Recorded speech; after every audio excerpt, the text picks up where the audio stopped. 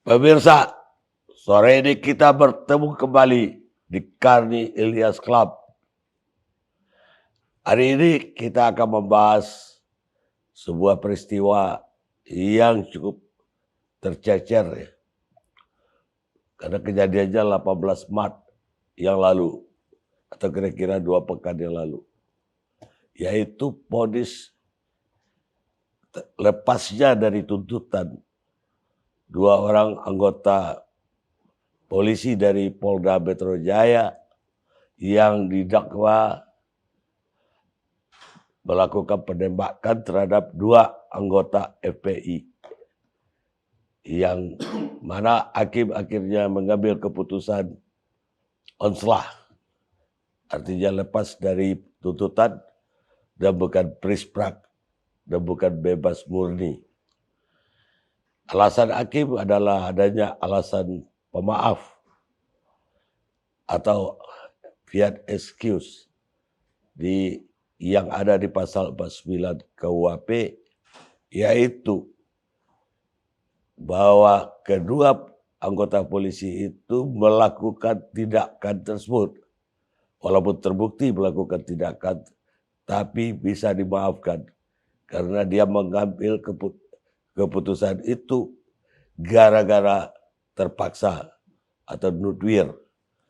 Dan tentu saja keputusan ini menimbulkan 2 pendapat di publik. Ada tentu yang setuju, tapi juga banyak yang tidak setuju. Dan sore ini saya ingin pendapat dari kedua pihak. Baik yang setuju, tentu saja pengacara dari kedua anggota polisi Yusmin dan Ramadan itu adalah Edri Yosodiningrat, anggota yang juga anggota DPR RI. Oh mantan, saya kira masih. Dan di lain pihak, di samping saya, samping kanan saya ada Ustadz Nopel Bakbumin. Assalamualaikum Ustaz. Sekarang saya akan mulai dulu dari Bung Edri Yosodiningrat. Analisanya terhadap putusan. Oke. Putusan itu berdasarkan fakta-fakta persidangan.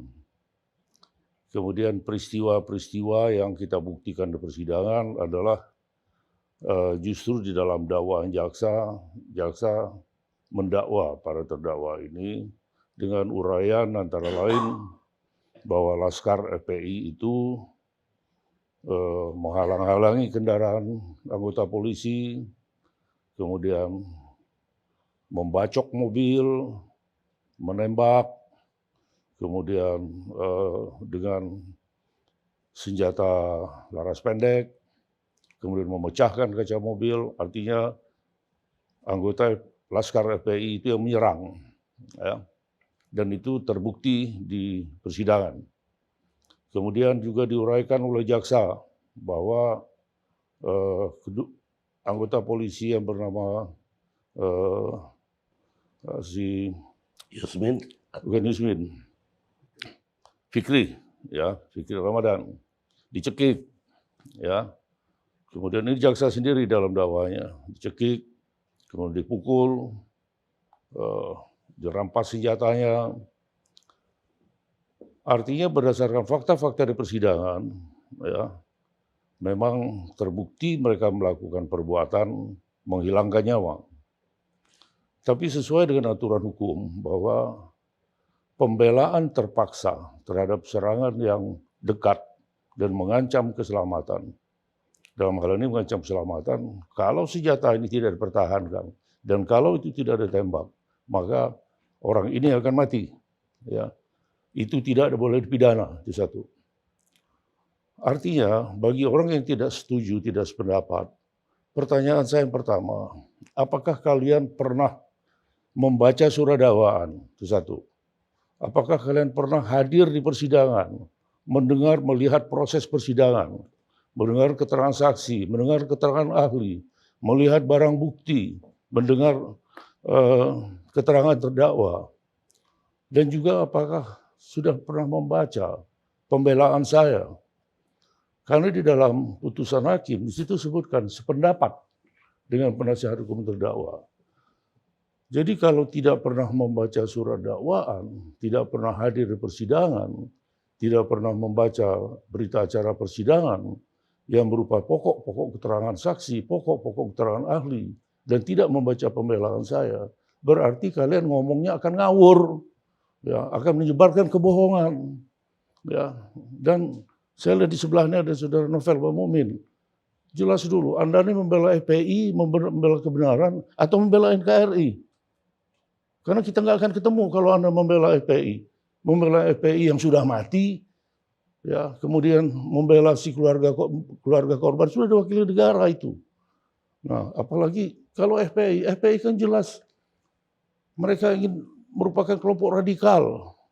Kelompok yang selama ini menimbulkan perpecahan yang akan menjadikan Indonesia ini menjadi negara khilafah. Kemudian mendukung segala kebijakan Nah, kita dari batasi ya, kasusnya ini harus jelas dulu. gitu loh. Kasusnya dulu kita batasi.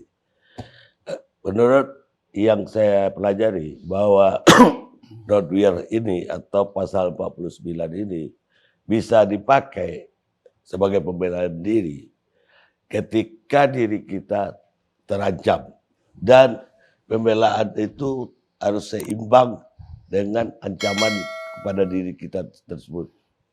Oke, saya bacakan aja Bang Buji pasal. Pasal 49. Tidak dipidana barang siapa melakukan tindakan pembelaan terpaksa untuk diri sendiri maupun untuk orang lain, kehormatan, kesusilaan, atau harta benda sendiri maupun orang lain, karena ada serangan dan atau ancaman serangan yang sangat dekat dan yang melawan hukum pada saat itu. Nggak ada keseimbang. Nggak ada itu. Sekarang seorang tidak punya senjata. Kita sedang turun di tali, mengambil katakan misalnya di Gunung Batu, kita mau mengambil sarang burung. Ya, sarang burung walet. Kemudian dari atas, dia akan putus ini, tali ini. Kalau dia putus, saya mati di situ. Kami bersepuluh, dia sendiri. Apa seimbang? 10 dengan saya tidak seimbang. Satu-satu saya tembak kepalanya. Apa itu bukan pembelaan terpaksa? Apa harus seimbang? Kalau menurut saya seimbang. Karena dia mau memutuskan nyawa Anda hilang. Ya, betul. Dan Anda menembak. Dia sendiri, kami bersepuluh. Ya, bukan soal itu. Ya. Soal ancaman terhadap diri Anda tadi. Ya. Itu seimbang dengan... Jangankan nyawa saya, orang lain itu, orang lain yang di bawah. Orang lain yang di bawah. Orang lain yang di bawah, saya ada di atas. Untuk menyelamatkan nyawa orang lain itu, tidak ada jalan lain. Saya sudah kasih tembak peringatan misal. Di dalam mobil bagaimana ada tembak peringatan? Kok tembakan menyasar ke dada? Mau cari kaki di mana? Orang tangannya ditarik seperti ini nyaris patah, itu dipraktekkan di sidang kok. Kalau nggak lihat sidang, jangan ngoceh, jangan ngomong. Akhirnya apa? Akan menimbulkan berita bohong, menyesatkan. Ada lagi mengatakan disiksa sebelumnya. Ahli yang memeriksa, ahli forensik. Kita tanyakan di persidangan. Apa yang Anda temukan dari memeriksa mayat? Ada luka bekas tembak, mati karena tembakan. Apakah Anda menemukan ada kuku dicabut? Tidak. Ada luka bakar? Tidak. Apakah menemukan ada pukulan lebam? Tidak. Kok masih beredar? Mereka dianiaya terlebih dahulu. Dicabut kukunya. Lu ngapain ngomong-ngomong kayak gitu, memecah belah bangsa ini? Tapi betul ada 4, salah satu mayat itu 4 lubang peluru di badan. Bagaimana? Katanya kata bapak si korban itu anaknya ditembus 4 butir peluru. Bapaknya nggak hadir di persidangan, tidak pernah didengar keterangannya. Bapaknya tidak ikut dalam mobil, bagaimana bisa ngomong? Kan mayatnya kan dia lihat. Itu udah cerita bohong. Jenazah diperiksa oleh ahli forensik kok. Ahli forensik, jangan berhalusinasi. Tidak ada kuku satu pun yang dicabut. Bukan tembakan ini, peluru. Tidak ada peluru lain. Kecuali peluru yang di dalam mobil itu. Ya peluru di badan si korban maksudnya. Betul.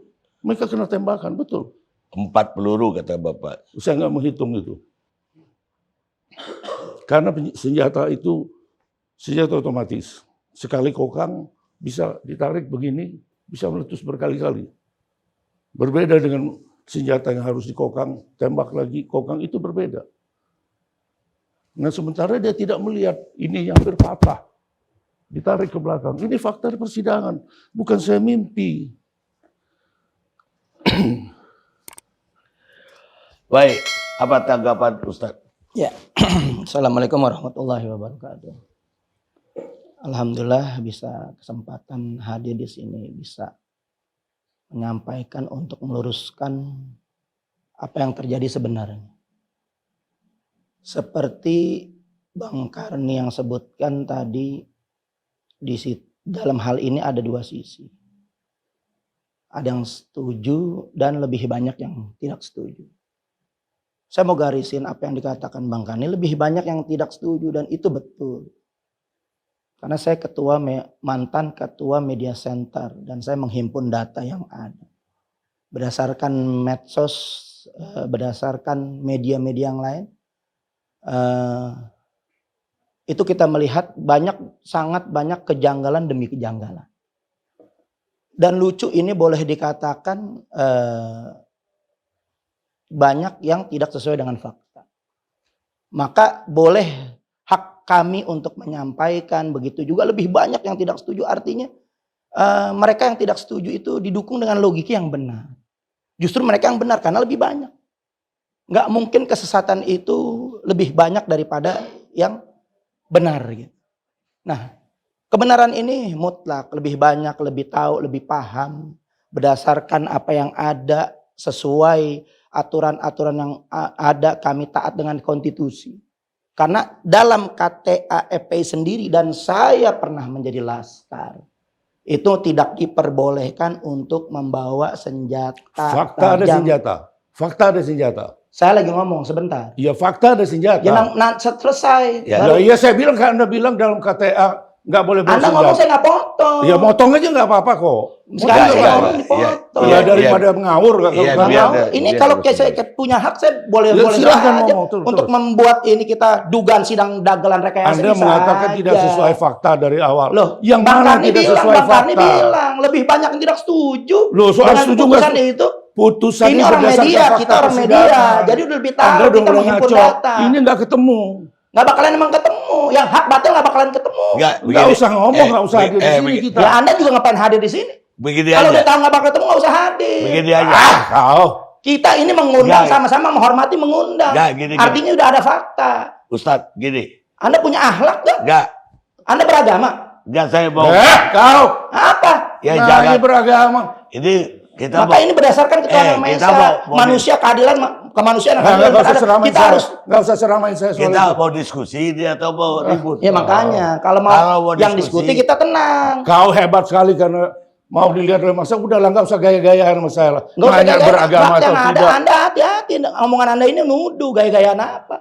Enggak, gini aja. Gaya-gaya apa? Gini aja. Hah? Ada pendapat. Kau jangan nanya saya beragama atau tidak. Iya, Jangan, makanya jangan. kita jangan Di sini, kita nggak mau di sini ribut. kita diskusi.